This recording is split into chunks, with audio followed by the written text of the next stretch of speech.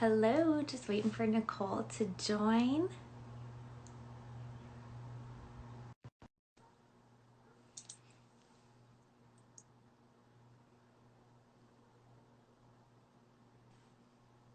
Hello.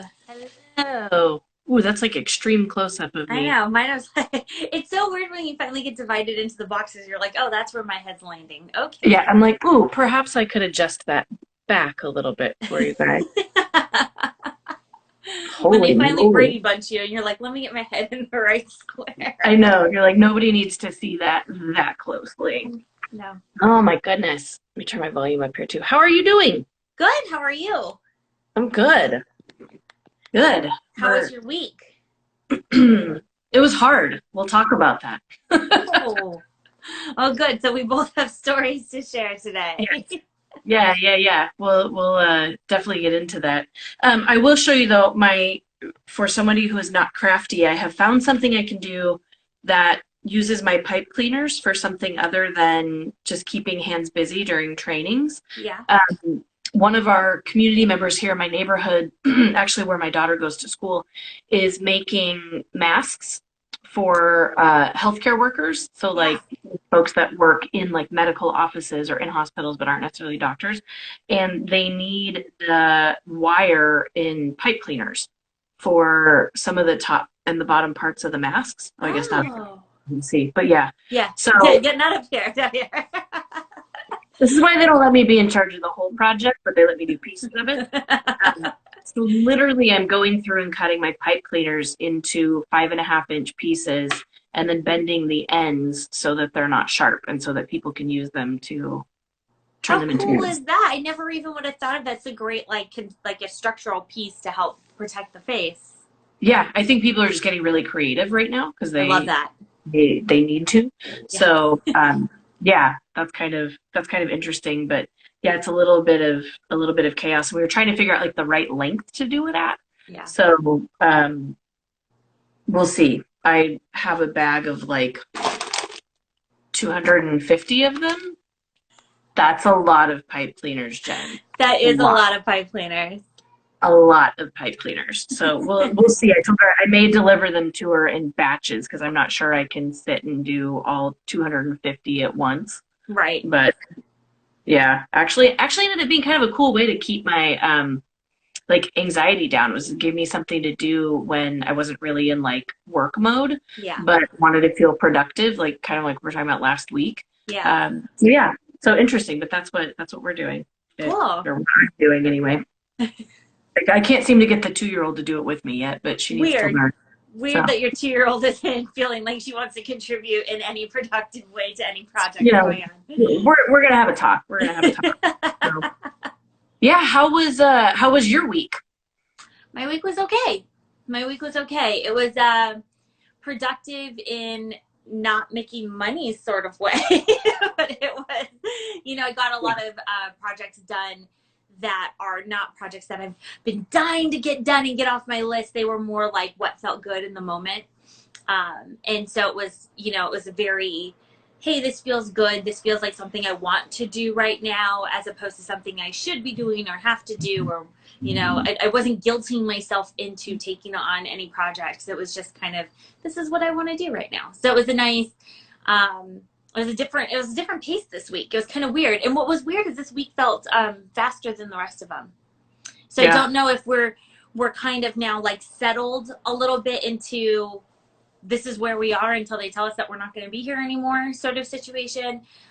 Because the first week we talked about this, especially the first week here in Arizona, where it kind of came out of nowhere for us, right? It happened over the course of a weekend where everything changed. And the first week was hustle, hustle, hustle, hustle, hustle, right? Like what can I do, what can I do, what can I do, what can I do? And then the second week was more of a fear driven pace. It was, I don't know how I'm going to handle all this. I don't know how we're going to do this. And so over the course of the weeks, obviously that has kind of dialed back a little bit. And I've been having a lot of good conversations with people this week about fear, which is why we chose the topic, about how it kind of feels like we're settling into a different type of fear as we settle into whatever our new norm is, right? It's not the knee jerk reaction, it's what are your deeper fears. And that takes a different level of management. And it was really surprising to me how that came up in my life. So I'm excited that we're going to talk about that. Not excited, wrong word. But I am looking forward to exploring that with you and having a conversation around this new form of fear that has kind of creeped up in our lives. Yeah, it's interesting over the past week because I felt something kind of similar. And as I've had some of my like coaching conversations with people, it's a um, sorry, I forgot to turn on my do not disturb. Could you hear my phone ringing? Yeah. No, you just got really quiet. Okay. Yeah. So it's interesting because there's a similar thing happening sort of across uh, groups and organizations, and even I've done 2 weeks in a row of a 3-part series for the Arizona Crime Prevention Association, talking about resilience and some other topics, and they're experiencing it too. And it's this very common kind of like where we're at in our cycle here in Arizona, settling into this. It's like the fear fatigue is part of it too, where we go Yes. into it first and we say, okay, how can I move through this? How can I deal with this? How can I handle this? And the grind or the hustle or there's lots of to-do items. And now that it's shifting into more of a duration, that's folks are struggling with that. And so that's where I think when we were looking at what to talk about this week, it's so funny because when I mentioned earlier the week had been challenging, that I always joke that I need to be careful what topics I put out into the universe that I'm going to talk about, because the universe like goes, "Oh, if you're going to talk about this, you need to experience it. And here, let me help you have all these wonderful lessons for how you can deal with it." And so the week for me was actually really challenging. And I was joking earlier in the week about last week we talked about downshifting, and did I downshift too far because I was like not motivated this week at Right. all. And what I realized partway through the week, like around Tuesday afternoon, Wednesday morning, was the fear fatigue was setting in for me, and strategies that I had been using, while good at that original point in time when I was using them, weren't really working anymore. And Mm. so, how do I shift and use new strategies, different strategies, change that up, so that I can manage this? And when we titled this one, it's managing fear, but we're also managing like a lot of other stuff. And Everything else. yeah, and women in particular tend to do that. And the load, the mental, emotional, spiritual load that we're carrying, is really heavy right now. And then you add on work concerns or fear for the health of my family, or God, I'm the one in the family that organizes all the Zoom calls so that we can stay in touch. And, Right. so and so can't figure out how to get the camera on. And it's just everything feels like has piled up and kind of landed all at once. So I think it'll be cool. I'd love to share some strategies this week of what I've kind of changed, for me, because again, like stuff that I was doing before all of a sudden didn't work anymore. And I was like, Right. crap, now what? Right. now what do I do? Right. Well, and I agree with that because my little breakdown came, and I had a full panic attack. I said I told you, and I'm gonna make this out there that I'm gonna be completely honest about what my situation was like. I ended up in a full blown panic attack, and I'll go through that in a little bit. But what I realized coming out of it was very similarly that I needed to address my fear in a completely different way than I was used to. And because I don't think I've been under as much pressure like this as an adult ever. And so all of these tools that I had in my tool belt where I was like, I'm doing the right thing, I'm doing the right thing, I'm doing the right thing, ended up not being the right thing anymore. And so it was quite an experience. So Could you, I know it's not the most comfortable thing, but could you share what that looked like for you? Like yeah, how did that, yeah. and kind of how did you come out of it? Yeah. So last week I had a moment. My husband had taken my eldest and the dog out for a walk, and my youngest was having a particularly gassy day. He's 3 months old, so it happens. And if anybody's had children, they know that those are really loud and very uncomfortable days because all they do is scream and cry. And so I was doing everything I could, and it was a Wednesday. So I had calls that I needed to get on in a few hours, and I had emails that needed to be answered. And oh gosh, I had all these other things to do. And I just reached a point of overwhelm, right? Like it's where you're just like, oh my God, like something has to stop. And right now the immediate response is my child, like, please just stop screaming, right? Like that is all you want. And I'm not a yeller. I'm not. And so what I do is I just remove myself from the situation. So I left the room, and I went into our guest room, which is where I'm sitting at now. And so I'm in the room where it happened, and I just started crying. And what followed was this avalanche of all those things that you say in your head that you would never say out loud to other people, let alone like someone you love, right? They always say like you're supposed to talk to yourself the way you talk to your best friend, and all those things started coming out, which was like, you know, I can't, like, it was all like sadness and fear based. It was like, I can't believe I'm in this situation. I don't want to be doing this. I can't believe my husband is out like on a walk. How nice is that? Like it went oscillated between like anger and sadness and overwhelm. And it just started like, I had that feel of like tumbling downstairs. It's not going to stop, right? Like it's once it comes out, it just starts coming out. And I'm not saying anything out loud. I'm just in my head, and I can feel my blood boiling and the tears start falling. And I'm just like, I have to get on these phone calls, and I have to have my act together, because then I'm not going to make money. If I don't make money, we're not paying our bills. If we're not paying our bills, I'm going to have to make some financial decisions that I don't want to make. And all of this lands on me, and blah, blah, blah. Like, and it just kept coming. And the tears turned to sobbing, and the sobbing turned to hyperventilating. And it wasn't until I was throwing up in the toilet that I realized I was having a panic attack. And so it's like really hard for me to share. And it was in that moment that I realized what I was managing was all the fear-based things that people were telling me to be afraid of, right? People are telling you to be afraid of someone in your family getting the virus, which I'm not really that afraid of. We don't have a history of respiratory problems.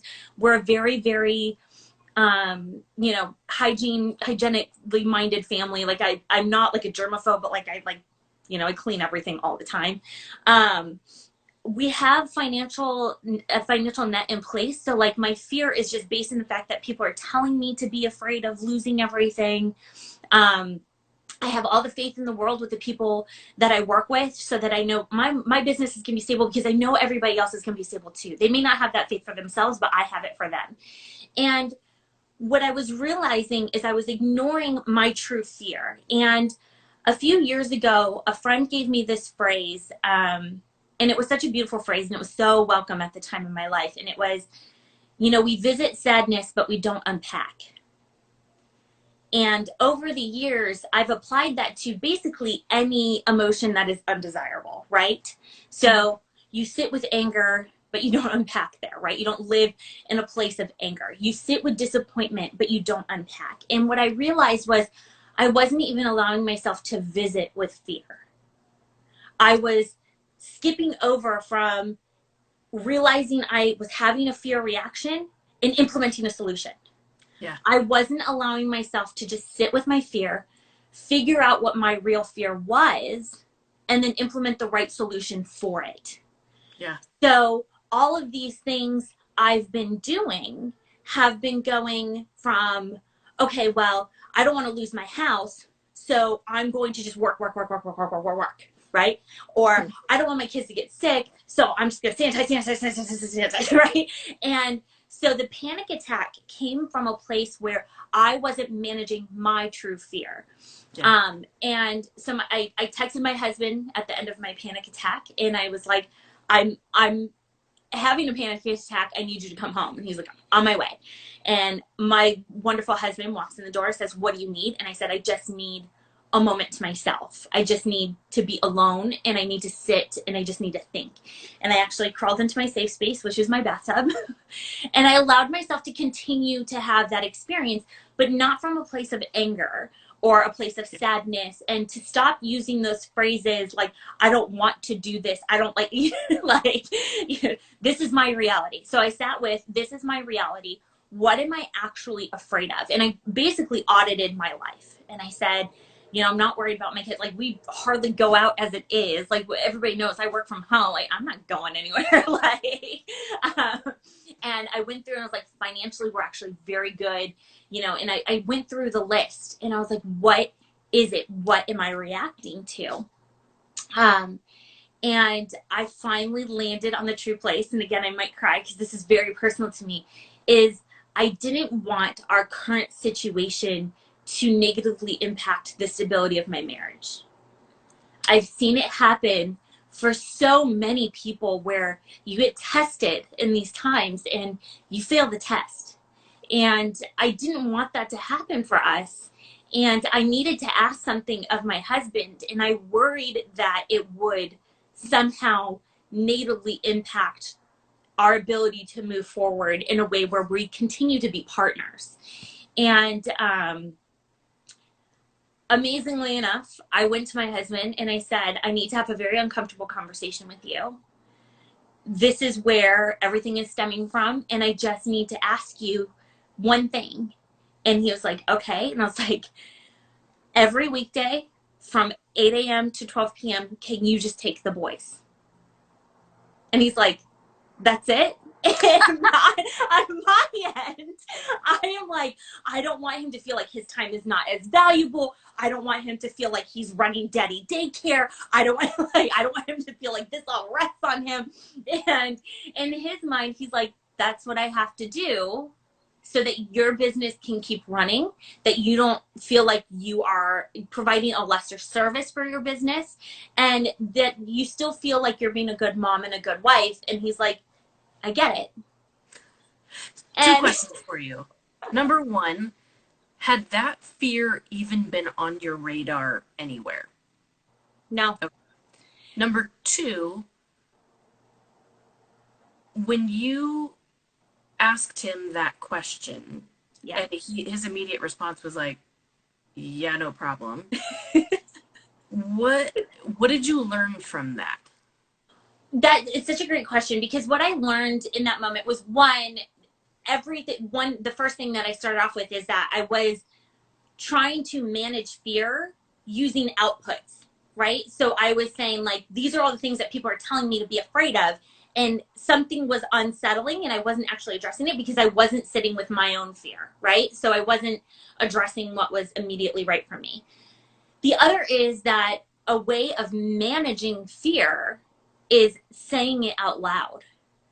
And it's so once you give your fear a name, it's we always say this, your fear is always a bigger demon than it actually is. Like, in your head, it's always bigger, and then once you get it out, it's so much smaller. I mean, this happens across our lives all the time, right? Like, you go into your boss's office, you're going to ask for a raise, and you're ready to, like, you've got the data, you've got all the records, you've got everything, and your boss is like, you know what, I've been meaning to give you a raise for a while, and you're like, I just got myself worked up over nothing. So that's essentially what I did to my husband, is I projected a lot of my own worries onto him. And had I sat with myself first, and that's one of the things that I wanted to share with people, is I think it's very, very important. Like, my big tip for the day, if I could share anything with anyone, is allow yourself to visit with fear.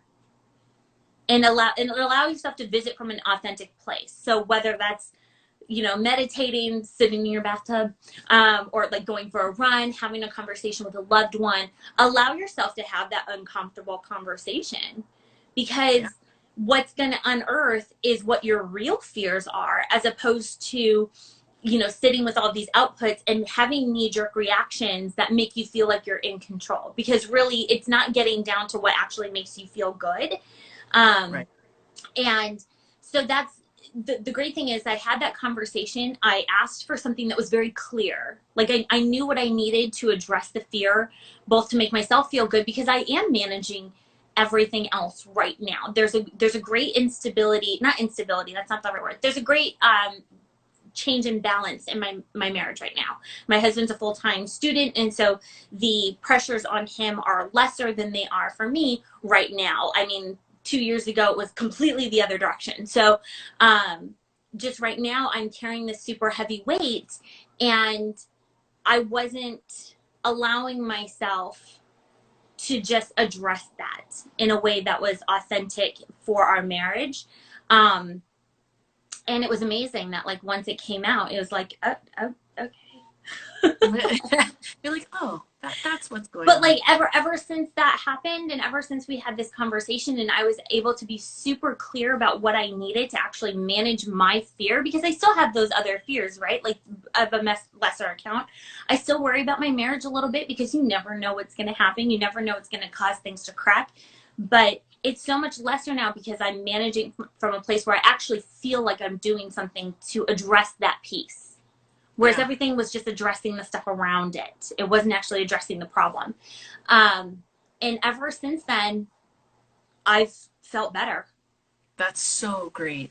That's so powerful. That ability, not just to sit with it, but to actually figure out what the hell it is. Mm-hmm. Because that was, it's funny that you say that, because that was my work this week, where I just started to realize I feel generally anxious and crappy all the time right now. Like what, and it was annoying. Like I couldn't focus on work. I was having trouble staying present, and I was like, what is going on? And I'm a big journaler. This is the current journal I'm just about to finish writing in. And what came forward, journaling is my way of getting it kind of out of my head, because I'm very cerebral. So if I go through the practice of writing it down, that's helpful for me to sort out. And one of the strategies I use is I ask myself questions. Okay. So it's Like what kinds of questions? So, for instance, this week was, I notice that, and I do it in like a third person. I notice that you are distracted and feeling more anxious than usual. What do you think might be going on? And when I respond, my first response was, I don't effing know. That's why I'm writing in here.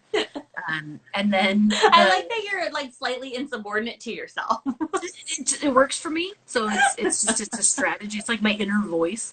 And what came out of that then is I started to go, well, is it because of money? Is it because of work? Is it because of you're worrying about, your daughter and what she's learning right now or not learning? I joked with somebody, I'm trying to train her up to watch a full 2-hour movie in one sitting so that I can sit for 2 hours instead of running around with her. But what came up for me was resistance. And what was creating my fear and making it worse was I've been pushing back against what's happening. Like, Oh. I don't want to believe that this is going to last however much longer it's going to last.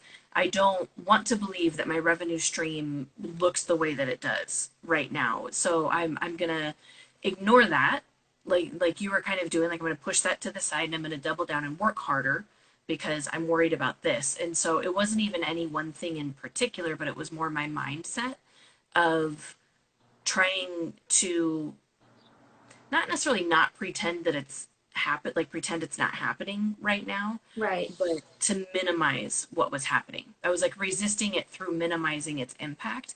And I had a similar thing where I sat down and I was journaling, and I decided to take my dog out for a walk. And those are very like mindful experiences for me, because she's very old and very slow. And so it's like the very deliberate thing.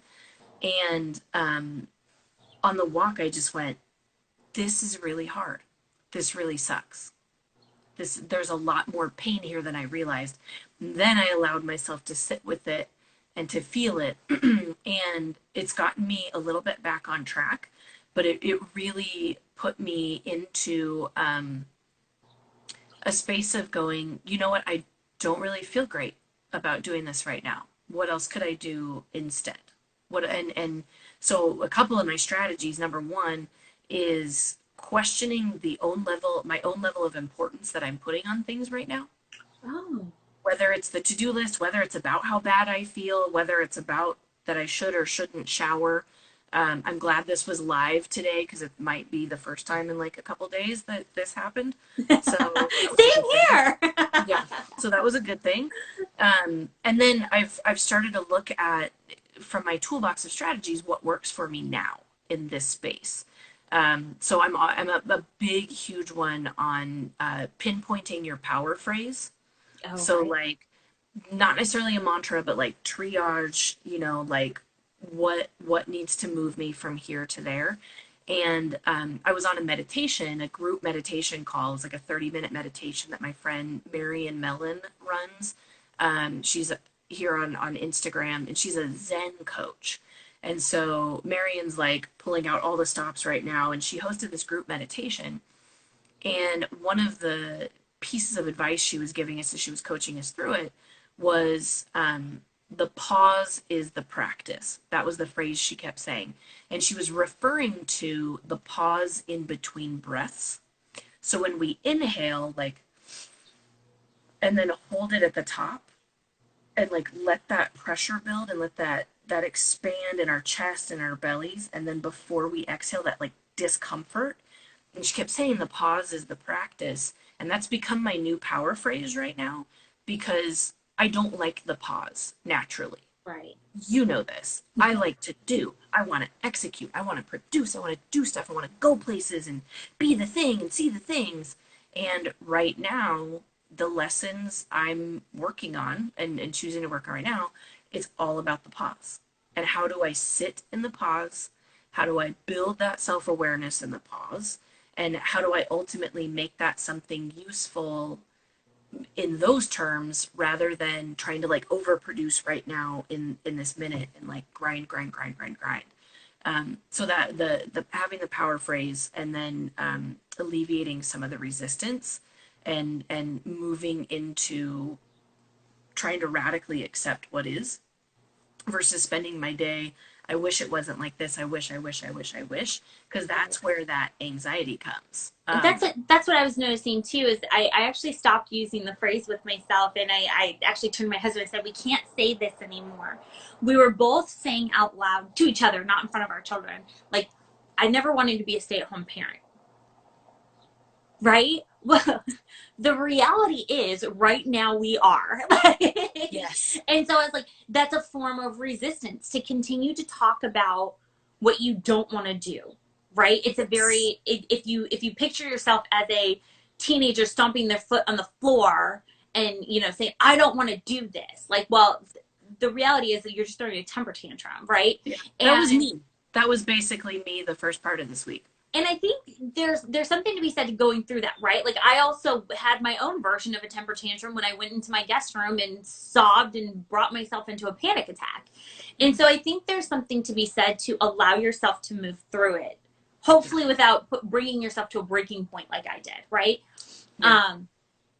And so I think that there's something really powerful in that. That's like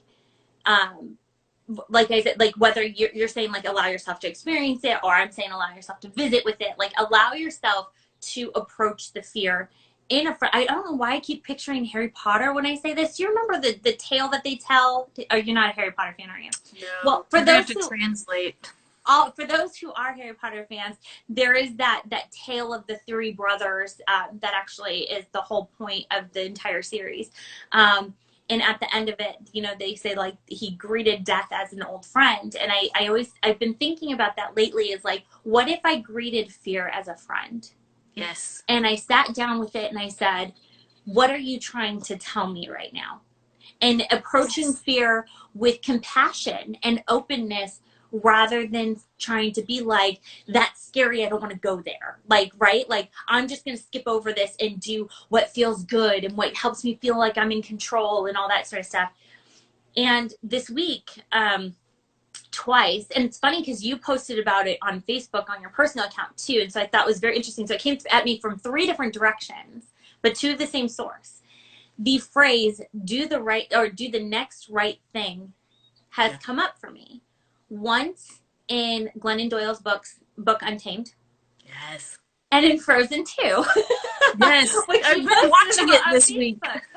And it's so interesting because it's a phrase that people typically use when they're going through a grieving process or something that is tragic. And I was like, that really empowered me to work through my anxieties and my fears, saying, you know what, all I can do is the next right thing. And Yeah. sometimes the next right thing is going down and cooking dinner for my family. And Yeah. sometimes the next right thing is handling those emails while I have 5 minutes. You know, Yeah. and so it was interesting that it was helping me work through all of this fear and anxiety that I'm feeling, is bringing myself back. And I guess you could say that it's become my power phrase, right? It's like, just do the next right thing. Yes, that's beautiful. So one of the frameworks I like to play with is allow myself through instead of work through, Oh, because sometimes it becomes one more assignment or one yeah. more thing I'm not doing well at.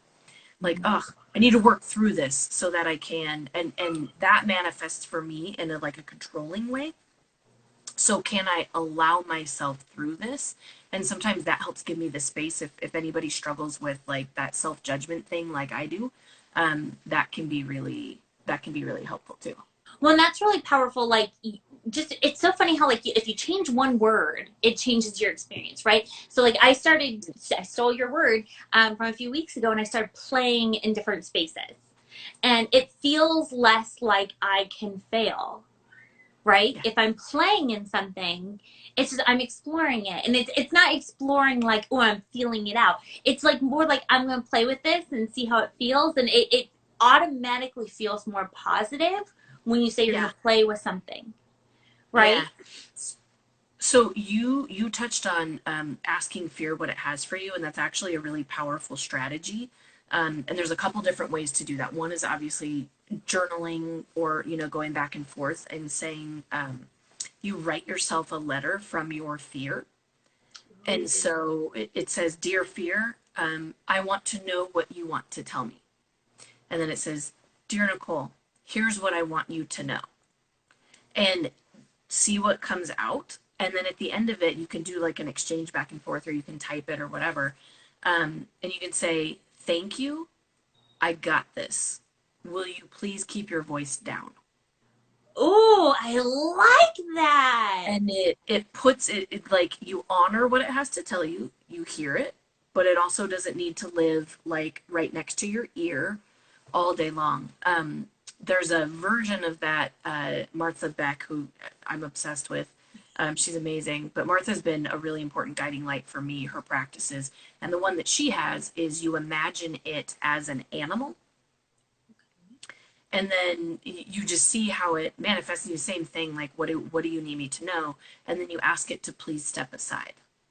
Not to leave, not to be gone, I love but that. please step aside. And I like saying, "Please let me know if something changes.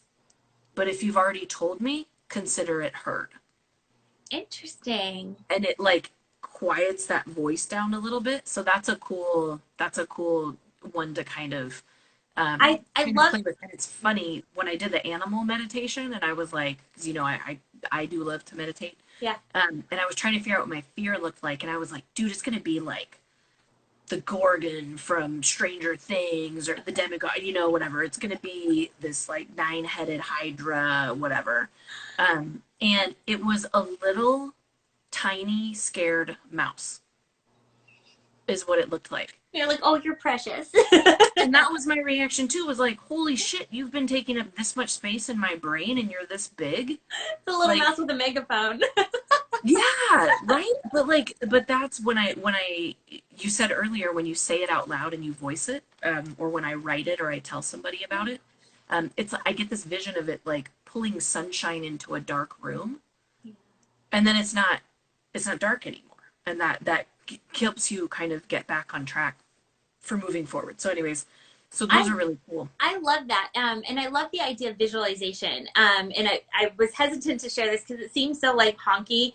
But when I was going through my audit of how my life is going, I come from a corporate background. We all know this. And I always view myself as being run by my board of directors. I make the joke all the time on my Instagram that my family's my board of directors and all that sort of stuff. But so when I basically pictured going to the table, and each aspect of my life was a different board of directors. And so what I was doing was checking in with them and saying, like, okay, finances, how are we doing? And, health, how are we doing? And as I made my way around the table, and it's so funny because that it's the same sort of management technique, right? To be like, I hear you, but unfortunately that's not a priority at the table right now. But then when I got to the situation with my husband, I was like, that's something we need to talk about. Yeah. Right. And so it was interesting as I went through that experience. My idea of auditing is consulting my board of directors, which is my life, and having a different type of visualization that spoke to me in a very personal way. And so I love all the different types of visualization you can do, whether it's writing letters or turning it into an animal or what, you know what I'm saying? Like there's all these different ways that you can, however it comes up for you. There's no wrong way to do it, right? It just depends on what feels right as you speak to it. Yeah. I'll give you, there's two that I gave to a friend of mine right now. So they have a newborn in the house. It's just her and her partner. And there is a concern that one of them has coronavirus, the COVID-19. And so they're like isolating one of the partners, and then the other one has the newborn the full time, and it's really hard. So hard. And from home, and like it's awful. And we were talking, and I said, okay, I want you to stop like right now and tell me, where are you standing? What do you see around you? Like hyper present, not what you're worried about, not what you're feeling, whatever. And I was like, I'll show you. And I was like, here's what I'm doing. I'm standing in my kitchen. I'm holding onto the kitchen counter. I'm looking at the amount of dirty dishes in my sink that need to be washed. And I can see sunlight coming into the room from the backyard. And had worked her through the exercise and this idea of hyper presence. Like fear exists behind you and in front of you. It doesn't usually exist right now in the immediate moment. Because right now I'm sitting in my office talking to you. Mostly because I'm not allowed to sit on my couch because the 2-year-old's got the run of the house, even though it's a conversation on the couch. But the fear exists when I think about what if, what else I need to do, what might happen, what is likely to happen, et cetera, et cetera, et cetera. And that's where the fear is. So hyper presence as a strategy is really, really powerful. The other one was, even though, it's a newborn, I said, model in your behavior, and you touched on this earlier, model in your behavior what you would want your child to learn or what you would want your partner to learn. And I love about how we manage through fear. Even when we're handling all of this, how do we want to look back and see this? And not in like a shaming way of you should be doing it better, but in that compassionate way, that self-honoring way. And those as really powerful techniques when we're trying to manage fear on top of really freaking everything else that we're doing, Yeah. So go for it. I was gonna say I love the it as a technique to use when you're in it, right? When you're in the anxiety and you can feel your heart rate starting to go up, and you can kind of feel yourself getting a little clammy and a little hot, and like the anxiety is coming, and like maybe it hasn't reached your consciousness yet, right? Like we have those moments, right, where maybe we saw something as we were scrolling on Facebook and we didn't process it until 30 seconds later, or and you feel that anxiety coming up. I love that practice of grounding yourself in the hyper present moment. What does the floor feel like on my feet? Yeah. Like, what am I touching? What does the air smell like? What do I hear? Those sort of things. And like, maybe even just like work through your 5 senses, right? And like, and just kind of bring yourself back, not into how am I feeling, but like, ignore that 6th sense for a minute and really touch base with all of the other senses to ground yourself back in the moment. I love that. I love that technique so much. Liz Gilbert shared a version of that technique, the 5 senses. Mm-hmm. And so she said, when you start to feel that way, go through and identify 5 things you can see, 4 things you can hear, 3 things you can feel, 2 things you can smell, and 1 thing you can taste. And just it's like a 5, 4, 3, 2, 1, and you just work yourself through all 5 senses that way. That's incredible. And it's, again, I mean, you've heard me say, a little bit of structure goes a long way. And so it's just enough to say, this is okay. I can work these things. I can 5 things I can see. Okay, 4 things I can hear. All right, 3 things I can feel, like my socks and my shoes, and why am I still wearing a bra? Whatever it is, and you work your way. You work your way down through them. So I like that one. The other one, and this will probably be the last one that I really feel called to share today, is you hear a lot about gratitude as a practice and that sort of thing.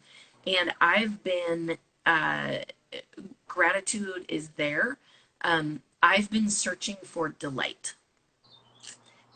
And delight is like you can't even say it without starting to smile. Yeah.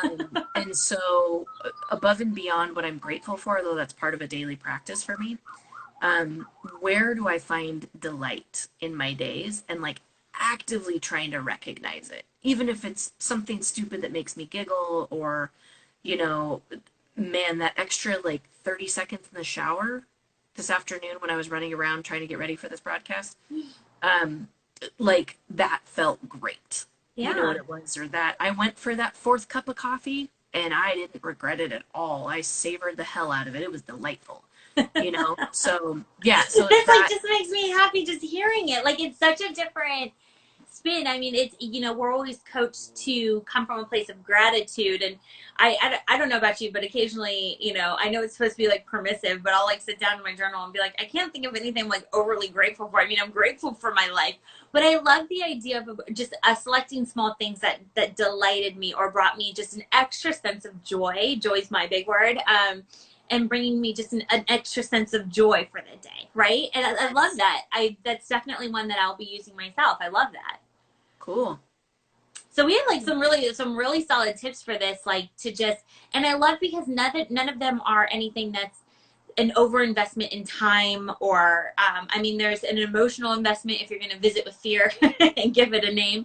But I mean, I like grounding yourself and taking a moment to journal things or give it a name or write it a letter or just breathing through it, or you know what I'm saying? So like we've had some really good knowledge drop here, and I think this is going to be helpful as our fear continues to shift. That's the other thing that is kind of getting pushed to the wayside, is that conversations with fear are continual. It's not like I addressed it last week and we're good now, right? Like I'm going to be golden until the kids go back to daycare. That's not the way it's going to happen. So keeping the dialogue open in a way where I'm continually checking in. For me, checking in with my board of directors. For you, it'd be checking in and turning it into different animals. So I think that's right. I actually really like that one. I'm curious. Maybe I'll do it after I do my yoga tomorrow morning and see what comes out. I'll text you, let you know what my fear animal turns out to be. And it might be, and it's going to differ every day. Yeah. And you talk about like the emotional investment. It can also come in micro bursts. Like it doesn't mean, I mean, you weren't in your bathtub for 7 hours. No. Right? No. Like, and it's okay to say, okay, for 30 minutes or 3 minutes, I'm going to deal with this and I'm going to process it. And then I'm going to have to like put pause and put a pin in it, and I'm going to come back to it. Right. So I love that these are all things that you can do on a continual basis or when you need to. But I think you're spot on in the awareness of it is where it needs to start, and then pulling that sunshine into it and starting to share it. Yeah, I agree. Love working with you, friend. Yeah, you too, friend. This was a great one. This was so helpful. I was so worried coming into this. I was like, I know I'm going to cry. I'm going to share my like really unflattering story because I'm the type of person, I'm like, I always have it together, and I so did not have it together. And so I was actually feeling very weighed down by the idea of this conversation, but it's turned out so much more empowering to share it, because it's not pretty, but it's real. And so and I'm glad we were able to share some like real lessons and continue to. I like that you gave me new techniques to use, which is even better. I talk to you multiple times a week, and I'm like, where was that tip hiding? So this is great. I really appreciate your time, Nicole. I really do. Likewise, my friend.